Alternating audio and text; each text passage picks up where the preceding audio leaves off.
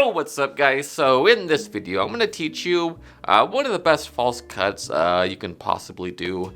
I've taught it before on the channel. It's a pretty well-known false cut, but I'm going to teach you the cut plus 2 tricks you can do with the said false cut. Let's get into it. Okay, so the false cut that will be explained in this video is often coined as the Bobby Bernard false cut, but it's also known as the false swing cut found in Card College Volume 1.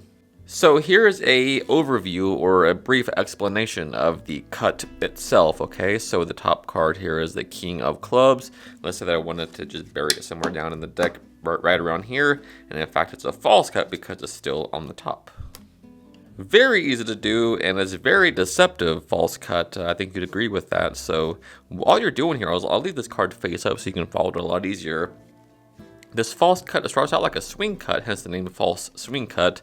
All you're going to do here is hold the deck in end grip like this, and with your index finger lift up about half the cards like this and just pivot them towards your other hand like this. Now just grab these cards like a swing cut. Right, this corner here goes in between your thumb and the base of your index finger like this. Just pinch it there like this in that corner. Now instead of smacking that down, all you're going to do here is tap the top of this packet here, the top packet with the bottom packet here on the side like this. All right, do that as soon as you swing it over like this. It happens immediately in one continuous motion like that. Now just drop this packet down to the table and put this packet right back on top of it like this. And what I like to do for this cut is leave it slightly askewed or like off center, like so it seems like, you know, when they look back on it, when they look at it again, yeah, he did cut the deck, because it looks like you did cut the deck. And this is actually called the waiter's theory that Roberto Giobbi talks about a lot. And I think it's Gabby Pereiras that coined the term with the waiter's theory and invented it. So, I mean, if you look at it, the King of Clubs, we cut it down in the middle of the deck like this, and you go to talk about something else, blah, blah, blah. It's kind of like a time misdirection thing. And then go to square it. That King of Clubs, yeah, gets squared into the middle of the deck, blah, blah, blah, like this. And that little brief moment of you squaring the deck from after you apparently cut it, I think it really sells the illusion of the cut. So just practice that cut, practice getting smooth at it, and it's one of the best cuts that you can do. It's my go-to false cut anytime I need to do that. And now we will go on to 2 tricks you can do with this false cut. So for this trick, what we're going to do is something kind of strange, because I usually have somebody just pick a card like this, but for this we're going to do something a little bit different. Alright, so what I want you to do is just name a number between, say, 1 and 10, and since I don't have anybody here, I'll actually just use Siri to name it for us. Alright, so hey Siri, name a number between 1 and 10. The answer is 7. The answer is 7. So what I want you to do in a minute is count 7 cards on the table face down just like this. Go 1, 2, 3, 4, 5, 6, 7. And when you're done, look at your card, okay? So just so I can't have any idea about that, I'll turn up my head and then you go ahead and do that, okay? So they do that. That's 1, 2, 3, 4, 5, 6, and 7. Now they take a look at their card, they remember it, and if they want to, they can put it back in the middle and shuffle it up, just like this. Now, from a shuffled deck, you could have said stop anywhere, or I'm sorry, you could have named any number, but you named 7, and you got a random card that I couldn't have possibly known beforehand. But what if I had an idea about it beforehand?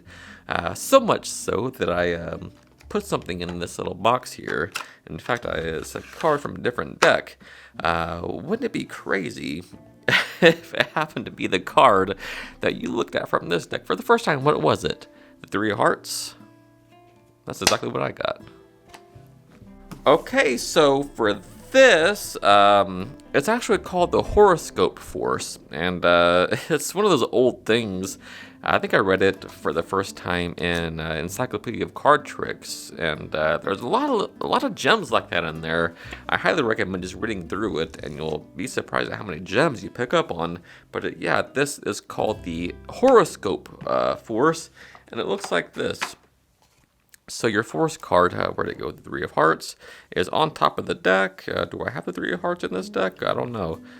Where'd it go? Is it on top? No, that's the 10. I do this and it's the Three of Hearts. Just kidding. All right, enough with that. So the Three of Hearts, to force it, what you're going to do is purely get the deck a shuffle and a cut. All right, just like that. So all you do here is leave it on top with the shuffle like this. And then just do a cut like this. And don't say anything about it. Say, now I'll give the deck a cut. And don't put too much focus on it. Just they can see that you're shuffling and cutting the deck. So don't say that you're doing this. Just do it. All right. You just talk about the trick and then whatever as you're doing that. So now you say, normally I have somebody just pick a card like this. But for this, we'll try something a little bit different. And you ask them to give you a number between 1 and 10. So when they do, you, as a demonstration, let's say the name 7 again, say, what I want you to do is count to your number like this. You said 7, right? Just go like this. Go 1, 2, 3, 4, 5, 6, 7. Deal 7 cards face down just like that. And then look at the card that you got. All right. And after you do that, pick these cards right back up. And by the way, that force card now is on the bottom of this packet at their number. So put these back on, do the false swing cut, and have them do it and look away as they do. So now when they count 7 cards, 1, 2, 3, 4, 5, 6, 7, it'll be the force card. This is sometimes called, the re-deal force or whatever, but I think that doing the demonstration and then doing the false cut, which they think is a real cut, really does something different to this force.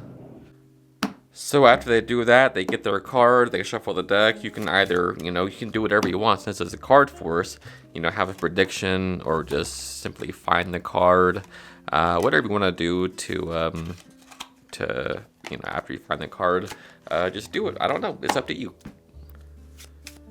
All right, so for this trick, what I'll have you do is as I drop cards like this, just say stop anytime. All right, so just say stop.